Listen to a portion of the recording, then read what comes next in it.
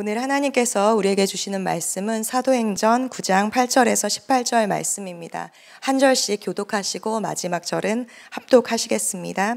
사울이 땅에서 일어나 눈은 떴으나 아무것도 보지 못하고 사람의 손에 끌려 다메섹으로 들어가서 사흘 동안 보지 못하고 먹지도 마시지도 아니하니라.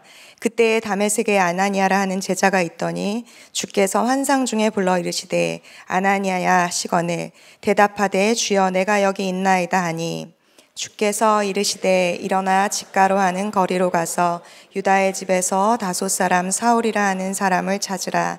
그가 기도하는 중이니라. 그가 아나니아라 하는 사람이 들어와서 자기에게 안수하여 다시 보게 하는 것을 보았느니라 하시거늘 아나니아가 대답하되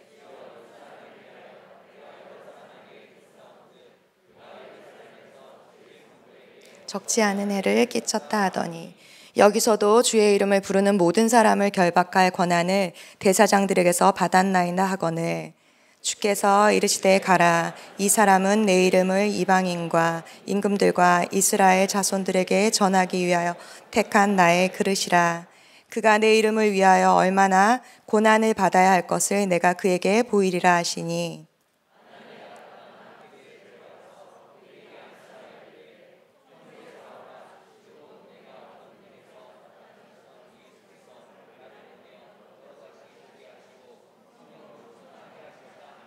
함께 읽겠습니다. 즉시 사울의 눈에서 비늘 같은 것이 벗어져 다시 보게 된지라. 아멘. 하나님의 말씀입니다. 하나님께서 오늘 우리에게 귀한 분 보내주셨는데요. 바로 파라과이에서 사역하고 계시는 임동수 선교사님이십니다. 하나님께 감사하고 또 선교사님 환영하는 박수로 모시겠습니다.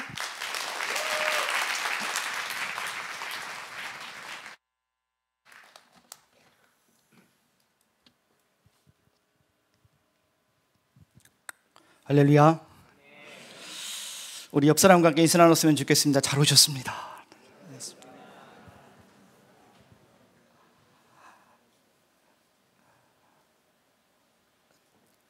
고등학교 3학년 때 여기 충청도 시골 마을에서 고등학교를 다니다가 그날이 여름방학이 시작되는 날이었습니다. 저희 학교가 시골이다 보니 학원 같은 것이 없기 때문에 전 학생들이 모든 방학 시간에도 학교에 나와서 공부를 해야 하는 그런 학교였습니다. 그런 저희가 불쌍했는지 교장 선생님께서 그날 하루만은 야간 자율학습을 빼주었습니다. 저희 너무 신이 나서 저희 교회 친구들과 함께 교회 여름성경학교 플랜카드를 붙이고 저희 집에서 가까운 바닷가로 바다 구경을 하러 떠나기로 했습니다. 오토바이 한 대에 저랑 저 친구 2명이 3명이서 그러면 안 되겠죠? 3명이서 타고 출발하려고 했습니다.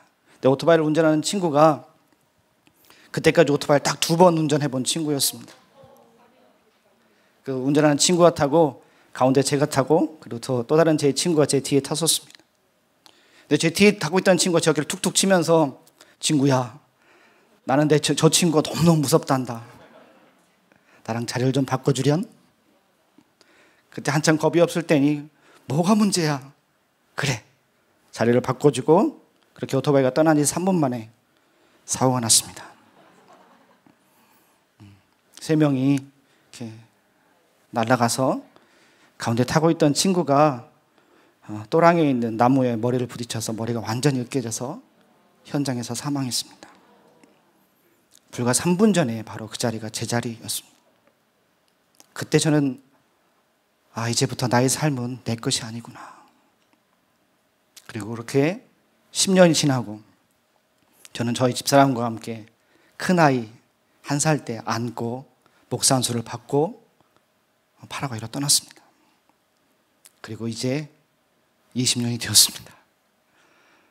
지난 20년 동안 선교사역을 하면서 많은 분들이 저에게 물어봅니다. 선교사님, 선교사역을 하면서 뭐가 제일 힘들지요? 그럼 곰곰이 생각해 봅니다. 선교사역할 때 뭐가 제일 힘들까? 그 답을 생각해 보면 그 답이 단순히 선교사역을 하기 때문에 힘든 것이 아니라 우리가 신앙생활 하면서도 어쩌면 이것이 가장 힘들겠구나 라는 생각을 해봅니다. 우리가 가지고 있는 성경에는 여러 말씀이 있습니다. 서로 사랑해라, 서로 섬겨라. 특별히 우리 한국교회가 그 어디에도 내놓아도 부족하지 않을 만큼 서로 사랑하고 섬기는데 아주 큰 열심을 내는 국가이고 우리 민족입니다. 또 전도하고 선교하라는 그 말씀에도 우리 한국교회가 어디에도 뒤지지 않을 만큼 열심을 내고 있습니다. 그런데 단 한 말씀, 용서해라 라는 말씀에 우리가 머뭇거리는 때가 너무나도 많습니다. 단순히 그 용서가 그냥 누가 지나가다 발을 밟은 정도의 용서가 아니라 도무지 나의 힘과 능력으로는, 내 성품으로는, 내 인격으로는 도저히 용서할 수 없는 그런 말씀, 그런 상황에서의 용서를 말씀하고 있습니다. 심지어 그 사람이 나에게 잘못했습니다 라고 사죄하지도 않는데 내가 덮어놓고 조건 없이 용서해야 되는 그런 상황 가운데 그 용서가 우리에게 쉽지 않습니다. 심지어 성경에 있는 모든 용서의 이야기들은 바로 그런 것들입니다. 그렇다면 우리는 한번 생각해 볼 필요가 있습니다. 왜 하나님께서는 우리에게 이렇게 조건 없는 용서를 요구하시나? 이 질문을 여러분 가슴에 품고 오늘 함께 말씀을 나누었으면 좋겠습니다. 오늘 성경 말씀에 한 사람의 이름이 나옵니다. 그 사람의 이름은 아나니아입니다. 아나니아는 초대 기독교 공동체 아주 중요한 영적 지도자였습니다. 어느 날 그가 기도하는 가운데 하나님의 음성이 그 가운데 들려옵니다. 여러분, 기도하는 가운데 하나님의 음성이 들려오는 것만큼 가슴 뛰는 일이 없죠. 하나님께서 지금 나에게 무언가 말씀하시려는구나. 아주 잔뜩 기대감을 갖고 아나니아도 기도하고 있는데 그 음성 가운데 결코 듣고 싶지 않은 이름이 들려옵니다. 정말 아나니아가 사랑하고 축복하고 싶은 사람의 이름이 들려오면 마음껏 축복하고 마음껏 기도해 줄 터인데 그에게 들려온 그 이름은 결코 듣고 싶지 않은 그의 원수 같은 이름이었습니다. 그리고 심지어 그에게 기도해 주라는 말씀입니다. 그의 눈을 뜰 수 있도록. 이것은 용서하지 않으면 도무지 할 수 없는 기도입니다. 차라리 저주해라, 망해버려라 라고 하는 기도를 하라고 그러면 얼마든지 아멘 할렐루야로 하겠지만 그게 아니라 용서해 주라는 그 말씀에 아나니아는 굉장히 큰 어려움을 겪습니다. 그래서 13절 14절에 걸쳐서 아나니아의 항변이 나옵니다. 주님, 이 사람은 예루살렘에부터 시작해서 모든 지역을 다니면서 주를 믿는 사람, 예수 믿는 사람들 잡아다가 감옥에 집어넣거나 때리거나 심지어 죽이는데 자신의 삶은 드릴 사람입니다. 14절에는 보면 심지어 어디에? 바로 이곳에 있는 모든 사람들을 다 잡아갈 권세를 가지고 온 사람입니다. 그 모든 사람에 누구도 포함될까요? 아나니아 자신도 포함됩니다.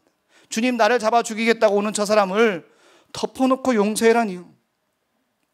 주님께서는 12절에 아나니아가 기도해 주어서 사울이 눈을 뜨는 것을 말씀하고 있습니다. 다른 어떤 사람이 그냥 어떤 사람이 기도해 줘서 눈을 뜨는 것이 아니라 아나니아 네가 바로 기도해 주어서 눈을 뜬다라고 말씀했음에도 불구하고 아나니아는 13절 14절에 걸쳐서 주님께 그렇게 항변합니다.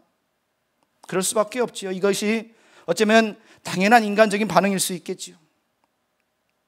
자, 우리 시선을 다시 한번 이제 사울에게로 옮겨보겠습니다. 저는 오늘 본문을 8절 9절부터 읽었습니다. 보통 10절부터 읽는데 8절 9절을 읽은 것은 8절 9절에 지금 사울이 어떤 상태에 놓여져 있는지를 기록하고 있기 때문에 그렇습니다. 눈은 떴지만 보지 못하는 상황입니다. 그래서 사람들 손에 이리저리 이끌리고 있는 모습입니다. 그리고 그가 먹지도 않고 마시지도 않고 있는 상황을 성경은 이야기하고 있습니다. 누가 먹을 것을 주지 않아서 너 먹지 마, 금지해서 먹지 않고 마시지 않은 것이 아니라 자신의 상황이 너무 기가 막혀서 스스로 이 기가 막힌 상황 때문에 너무 심해서 그것을 먹지도 않고 마시지도 않은 것입니다. 왜 그럴까요? 사울은 자기 평생에 신념이 있었습니다. 이것이 내 인생 가운데 가장 중요한 거야. 나는 이것을 위해서 살아야겠어 라고 결심을 하고 살아온 것이 바로 예수 믿는 사람들 잡아다가 감옥에 집어넣거나 죽이는 것이었습니다. 자신의 신념과 이데올로기, 자신이 가장 중요하다고 생각했던 그것이 정말 잘못되었다는 것을 알았을 때 그 충격이 사울에게 너무나도 컸던 것입니다. 그래서 성경 말씀에는 사울이 사람들 손에 이리저리 끌려가고 있다라고 기록하고 있습니다. 돌아보면 우리 인생 가운데도 이런 때가 적지 않게 있습니다. 내가 어떤 상황과 어떤 환경과 어떠한 일 때문에 내 의지가 아니라 타의에 의해서 끌려다니고 아무것도 볼 수 없고 아무것도 할 수 없는 절망적인 상황에 우리들이 놓여질 때가 있습니다. 그런데 그런 우리와 똑같은 상황 가운데 있는 사울의 다른 점을 성경은 기록하고 있습니다. 사울의 탁월한 점, 하나님께서 사울을 쓸 수밖에 없는 점이 11절에 기록되어져 있습니다. 사울은 그 상황 가운데 절망하거나 원망하거나 탓하거나 하는 것이 아니라 11절에 기도하고 있다라고 성경은 기록하고 있습니다. 자, 이제 시선을 다시 한번 아나니아로 돌려보겠습니다. 자, 아나니아는 항변을 했습니다. 주님, 그럴 수는 없습니다. 그러나 15절에 주님께서 한 말씀을 하십니다. 가라. 가라. 그 한 말씀에 아나니아는 그 어떤 변명도 그 뒤에 성경에 기록되어져 있지 않습니다. 가라는 그 말씀에 뚜벅뚜벅 전적으로 순종하며 나아갑니다. 여러분, 전적 순종은 주님의 일하심을 시작해 하는 열쇠입니다. 다시 한번 얘기해 볼까요? 전적 순종은 하나님의 일하심을 시작해 하는 열쇠입니다.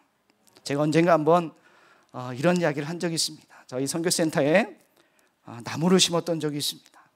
한 3만 평 되는 땅에다가 나무 10,000그루를 심었습니다. 유칼립투스 나무가 굉장히 잘 자랍니다.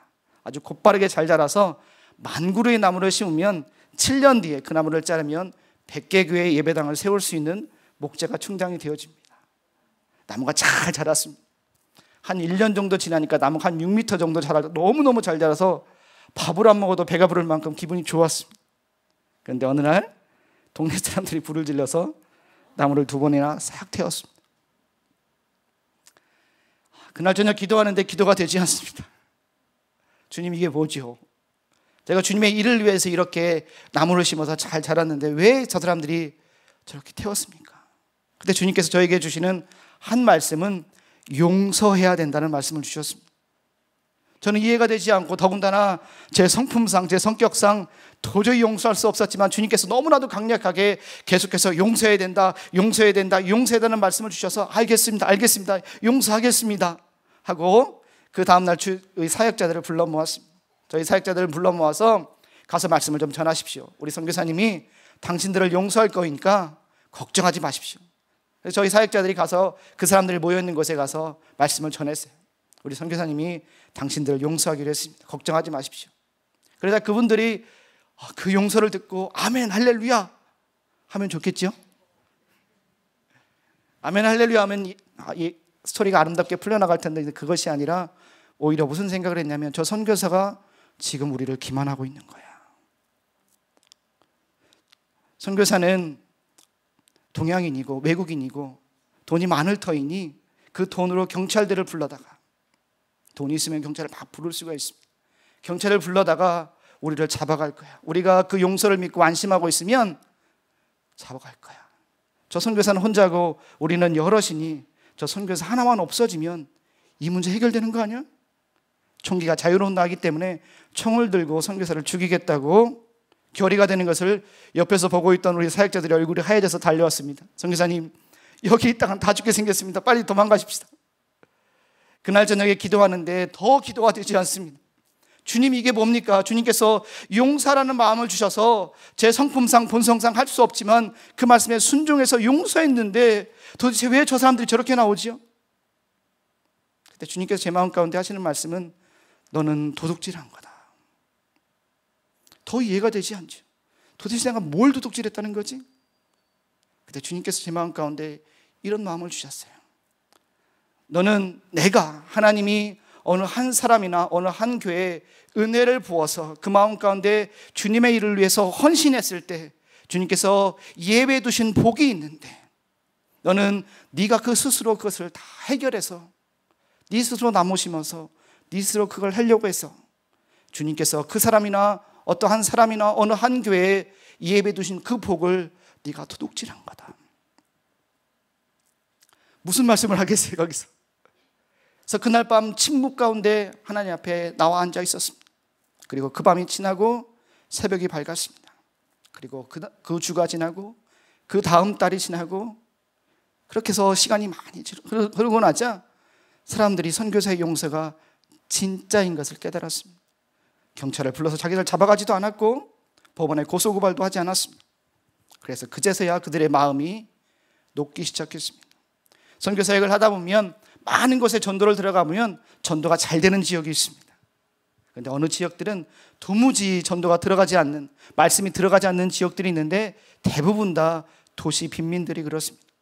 왜냐하면 자신의 삶이 너무 강팍하기 힘들기 때문에 마음이 닫혀져 있어서 복음을 전해도 말씀을 전해도 듣지 않는 이들이 너무 많습니다. 바로 그 지역이 그런 지역이었습니다.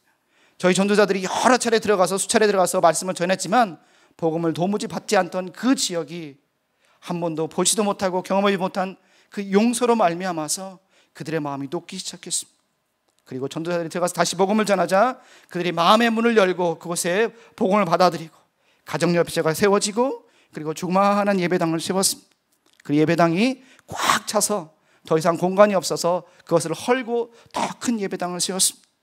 그리고 그 가운데 한 사람, 총을 들고 저를 죽이겠다고 했던 그 사람 가운데 한 사람이 그곳의 담당 사역자가 되었습니다. 여러분, 전적 순종은 주님의 일하심을 시작케 하는 열쇠입니다. 아나니아의 전적 순종으로 말미암아 이방 선교의 가장 중요한 사울이 탄생되었습니다. 아나니아가 주님의 말씀을 듣고 뚜벅뚜벅 그의 걸음을 뗀 그 순간부터 주님의 일하심, 주님의 기적은 시작되었습니다. 초대교회에는 이런 놀라운 이야기들이 너무나도 많이 쓰여져 있습니다. 그렇다면 저와 여러분이 살고 있는 이 시대에는 그런 기적이 일어나지 않습니까? 그런 주님의 음성이 없습니까? 그 시대에는 주님이 말씀하셨고 지금은 주님이 침묵하십니까? 그 시대에는 기적과 이적이 일어나고 지금 이 시대에는 일어나지 않습니까? 그 시대는 주님이 살아셨고 지금은 주님이 죽으셨습니까? 아니요. 지금 이 시대에도 동일하게 주님은 말씀하고 계시고, 아니 오히려 더 크게 주님은 우리에게 말씀하고 있습니다. 그럼에도 불구하고 우리는 왜 그 주님의 음성을 듣지 못하고 있습니까? 우리가 주님의 음성이 우리들 가운데 들려올 때 그 말씀을 듣고, 야, 이 말씀은 내가 이해할 수 없는 말씀이야. 이 말씀은 나와 해당되지 않는 말씀이야. 이렇게 빼고 저렇게 빼고 이렇게 빼고 저렇게 빼다 보니 우리들 손에 남아있는 말씀이 없기 때문에 그렇습니다. 우리의 판단과 우리의 생각으로 우리가 아나니아처럼 그렇게 뚜벅뚜벅 걸어가는 그 발걸음이 우리들 가운데 없기 때문에 우리들의 마음은 이렇게 건조하고 퍽퍽하게 말씀 없이 살아가는 때가 너무나도 많은 것입니다. 제가 이 이야기를 하면 많은 분들이 저에게 묻습니다. 선교사님, 그럼 당신은 모든 사람을 다 용서했습니까? 생각해보면 저는 모든 사람을 다 용서하지는 못했습니다. 제 머리에 총을 겨누었던 그 사람들, 풍토병으로 인해서 사경을 헤맬 때 저를 조롱하고 비난했던 그 사람들, 온갖 거짓 소문과 헛소문과 거짓 소문과 이런 이야기들로 저의 선교 사역을 힘들게 했던 사람들 다 용서하지는 못했습니다.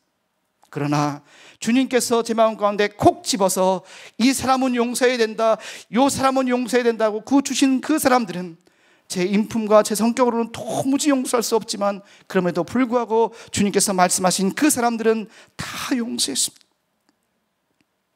지난 5, 6년간 저를 너무너무 힘들게 했던 한 사람이 있습니다. 너무너무 힘들어서 밤에 잠을 잘 수 없을 정도로 너무 힘들었는데 어느 날 제 변호사가 제 얼굴을 보고 제 마음을 읽은 것 같아요. 그래서 선교사님 무슨 일이 있죠? 도무지 숨길 수가 없어서 다 이야기를 했습니다. 변호사가 그 얘기를 다 듣더니 이거는 그만두면 그냥 두면 안 됩니다. 이건 당장 신고해서 그 사람을 처벌해야 됩니다. 그래서 변호사가 소장을 다 쓰고 만들어가지고 그거를 검사한테 넘기고, 검사가 보더니 이거는 100%입니다. 판사한테 넘겨서 판사랑 상담을 하는데 이거 걱정하지 마십시오. 이건 해결될 것입니다. 판사를 만나고 나오는데 법원 마당을 나오는데 마음이 너무 시원한 거예요. 야, 지난 5, 6년간 나를 너무 힘들게 했던 그 일들이 이제는 해결되었구나. 너무 마음이 좋아서 시원해서 후련해서 나오는데 하나님이 제 가슴을 퉁 치셨습니다. 그리고 지금 기도해라.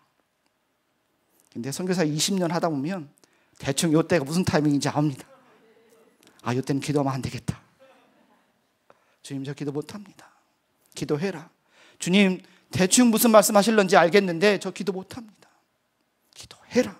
못합니다. 주님이 급하셨는지 기도하지도 않았는데 제 가운데 말씀을 강력하게 말씀하셨습니다. 용서해야 된다. 제가 화가 너무 났어요. 주님께 막 따졌습니다. 법원마당에서 저 혼자 미친 사람처럼 막 따졌습니다. 주님, 이 사람을 모르십니까? 저와 우리 선교 공동체를 지난 5, 6년간 그렇게나 힘들게 했던 이 사람을 왜 용서해야 됩니까? 그때 주님께서 말씀하신 것은 내가 이 사람을 써야 되겠다는 것입니다. 그 얘기를 듣자 이제 화가 나는 것이 아니라 기가 막혔습니다. 속으로는 조롱하는 마음도 생겼습니다. 빈정거렸습니다. 주님, 참으로 딱하시네요. 아니, 세상에 쓸 사람이 그렇게 없어서 어떻게 저런 사람을 쓸 수가 있습니까? 그때 주님은 한 말씀 하셨습니다. 너도 쓰고 있잖아. 너도 쓰고 있잖아. 저는 적어도 제가 그 사람보다는 나은 사람이라고, 그 사람보다는 괜찮은 사람이라고 생각해왔지만 주님 보시기에 저나 그 사람이나 용서받아야 할 죄인이고 주님께서 쓰실 수 있는 제목이었습니다. 그날 밤 잠이 오지 않아서 혼자서 끙끙 앓다가 그 다음날 아침 일찍 저희 변호사에게 전화했습니다. 잠깐 좀 봅시다. 변호사가 무슨 일인가 하고선 저희 집에 찾아왔어요. 제가 얘기했습니다. 모든 고소고발을 취하해야 되겠습니다. 변호사가 깜짝 놀라서 물어보는 거예요. 무슨 소리입니까? 이제 다 이겼는데, 다 이겨서 이제 복구할 수 있는데 왜 무슨 일입니까? 그때 하나님께서 이렇게 말씀하셨습니다 라고 하자 그 변호사도 믿는 사람이었기 때문에 주님께서 그렇게 말씀하셨다면 그렇게 해야지요 하고 그 모든 고소고발을 취한다는 서류를 만들고 이제 다시 법원에 가서 테이블 앞에 판사가 앉고 저와 저 변호사 앉고 상대방이 앉고 그 변호사가 앉아서 그것을 취하한다는 내용에 제가 사인을 하는 시간이었습니다. 사인하는 그 순간에도 그 상대방 건너편에 앉아있는 그 사람의 표정을 저는 아마 평생 잊지 못할 것입니다. 그 빈정거리고 조롱하는 그 표정을 저는 잊지 못해서 그 자리에서 그것을 쫙쫙 찢어버리고 싶었습니다. 집어 던져놓고 너 감옥에 가라. 그러고 싶었는데도 꼭 참고 사인을 하고 서류를 돌려서 주고 뒤도 안 돌아보고 나왔습니다. 법원 앞마당을 뚜벅뚜벅 나가는데 쫓아나왔어요. 달려나왔습니다. 그리고 저에게 한 번도 보지 못한 그 표정으로 나를 용서해 주어서 감사합니다. 제가 무슨 말을 하겠어요? 아무 말도 안 하고 그냥 꼭 그나라 주었습니다. 그게 불과 얼마 전 일입니다. 하나님께서는 그를 쓰시겠다고 하셨으니 분명히 쓰실 것입니다. 저는 주님께서 제게 주신 그 말씀을 순종했을 뿐입니다. 그 다음부터는 주님께서 일하실 것입니다. 자, 아까 처음에 했던 질문을 다시 한번 해보겠습니다. 주님께서는 왜 우리에게 조건 없는 이런 조건 없는 용서를 요구하시나? 바로 우리가 그런 조건 없는 용서를 받은 사람이기 때문에 그렇습니다. 여기는 저와 여러분 가운데 주님께서 조건을 붙이셨다면, 하나님께서 조건을 붙이셨다면 누가 용서받을 수 있겠습니까? 하나님께서 조건을 붙이셨다면 저와 여러분 가운데 누가 구원을 받을 수 있겠습니까? 우리 모두 다 조건 없이 용서받은 사람이었기 때문에 우리도 조건 없이 용서해야 된다는 것입니다. 성경은 주님께서 먼저 본을 끼쳤고 그 자취로 하여금 우리를 따라오게 하셨다라고 성경은 기록하고 있고, 우리가 그렇게 사랑하였을 때 비로소 우리가 그의 제자임을 알게 된다라고 기록하고 있습니다.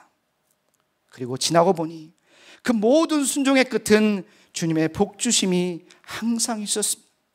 주님은 우리에게 복을 주시려고, 은혜를 주시려고, 채워주시려고, 풀어주시려고 주님의 거룩한 명분을 항상 품고 계셨습니다. 그 일이 있고 2주가 지났습니다. 법원에서 그 일이 있고 나서 2주가 지나자 저희 선교지에는 저희 선교단체가 소유하고 있는 여러 땅들 가운데 한 6,000평 정도 되는 맹지가 있습니다. 사방이 다 막혀서 도무지 쓸 수 없는 그런 땅이었습니다. 그런데 어느 날 보니까 2주가 지나고 어느 날 보니까 거기에 살고 있던 사람들, 그 옆에 살고 있던 저희들 땅 옆에 살고 있던 사람들이 다 이사를 가는 겁니다. 도대체 무슨 일이지? 다 이사를 가고 얼마 지나고 나니까 거기를 기계가 와서 싹 밀어서 4차선 공항 가는 대로를 만들어 놓았습니다. 알고 봤더니 옛날에 그 땅이 도로였습니다. 몇십 년 동안 도로로 사용하지 않으니까 사람들이 집을 짓고 살고 있다가 이제 도로 나겠습니다. 그러니까 다 이사하십시오. 하니까 자기들 땅이 아니니까 다 이사한 겁니다. 그로 인해서 저희가 피해본 것이 절반 이상 한 번에 해결되었습니다. 그리고 파라과이는 서류가 있는데 이 서류를 뒷돈을 공무원들 주지 않으면 이 서류가 결제가 되지 않습니다. 그래서 점점 밑으로 내려가요. 돈을 주면 밑에 있는 서류가 쑥 뽑아서 위로 올라가는데 돈을 주지 않으면 이게 계속 밑으로만 머물러 있습니다. 몇 년 동안 이렇게 계류되어 있습니다. 그 일이 있고 나서 서류가 하나, 둘, 세 개가 뽑아져서 맨 위로 올라가서 제가 파라과이 떠나기 바로 전날까지 마지막 사인을 하고 왔습니다. 여러분, 우리들 가운데 이런 일들이 종종 벌어지죠. 우리는 아나니아처럼 살고자 하는데 늘 삶 가운데 사울 같은 사람들이 종종 있죠. 아나니아처럼 살고자 하는데 사울처럼 우리를 괴롭히는 사람들이 적지 않게 있습니다. 저희 선교센터에는 동물들이 많이 있습니다. 그 중에 비슷하게 생겼는데 성질이 전혀 다른 두 동물이 있습니다. 그것은 바로 양과 염소입니다. 비슷하게 생겼는데 성격이 전혀 다릅니다. 양은 자기들끼리 옹기종기 모여서 풀을 뜯어먹는데 염소란 녀석은 성질이 못돼가지고 가만히 있지 못하고 막 나무에도 올라가고 막 양 사이 들어와서 양 막 들이박기도 합니다. 그러면 그 염소가 와서 들이박으면 양들이 도무지 견디지 못해서 몰려있다는 것이 다 흩어집니다. 흩어져서 여기저기 다니면서 풀을 뜯어먹어서 오히려 염소 때문에 양이 더 건강해지는 것을 보았습니다. 어쩌면 우리들 삶 가운데 그런 염소 같은 존재들이 분명히 있지만 바로 그런 사람들로 말미암아서 우리는 영적으로 성숙할 수가 있습니다. 우리는 늘 아나니아처럼 살고자 하지만 사울 같은 사람들이 있어서 우리는 침체하지 않고 그렇게 성장하며 나아갈 수 있습니다. 그리고 더 중요한 것은 나는 늘 아나니아요, 나는 늘 양이라고 생각하지만 나는 때때로 누군가에게 염소일 때가 있습니다. 나도 때때로 누군가에게 염소일 때도 있습니다. 자, 결론을 내겠습니다. 여러분, 한낮에는 별을 볼 수가 있나요? 없나요? 별을 볼 수가 없습니다. 한낮에는 별이 어디 가서 안 보이는 건가요? 아니죠. 별은 항상 그 자리에 있는데 태양빛이 더 강렬하기 때문에 별을 볼 수 없는 것입니다. 여러분, 주님의 음성은 끊겼나요? 계속하고 계시나요? 주님의 음성은 계속해서 우리들 가운데 임하고 있습니다. 단지 우리의 생각과 우리의 판단과 우리의 경험과 우리의 선입견 때문에 들려오는 주님의 음성을 우리가 듣지 못하는 경우가 너무 많습니다. 여러분, 그때를 주목하십시오. 주님께서 나에게 전적으로 순종하고 조건 없이 용서하라는 그 말씀을 주시는 그때를 여러분 주목하십시오. 내가 내 생각들을 내려놓고 영적인 민감함을 가지고 그 주님의 음성을 듣는 우리가 되어야 됩니다. 여러분, 그 순간을 주목하십시오.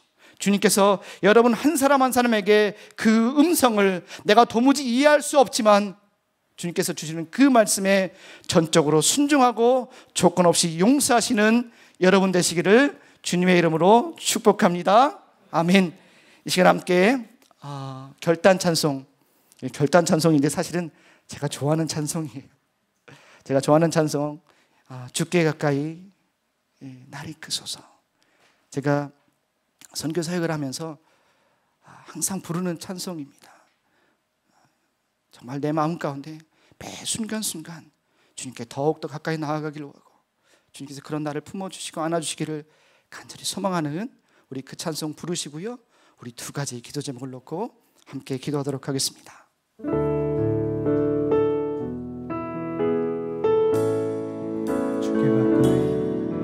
주께 가까이 날 이끄소서. 간절히 주님만을 원합니다. 채워주소서. 주의 사랑을 진정한 찬양 드릴 수 있도록 주께 가까이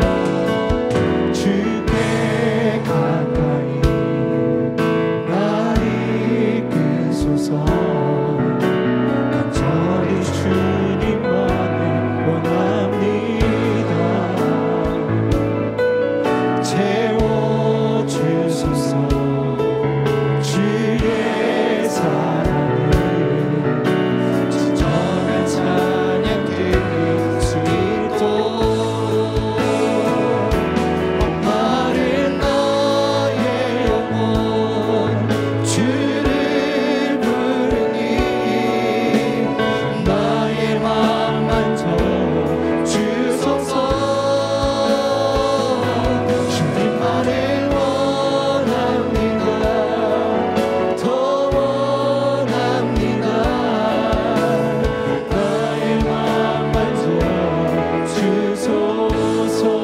주께 가까이 주께 가까이 날 이끄소서 간절히 주님만을 원합니다.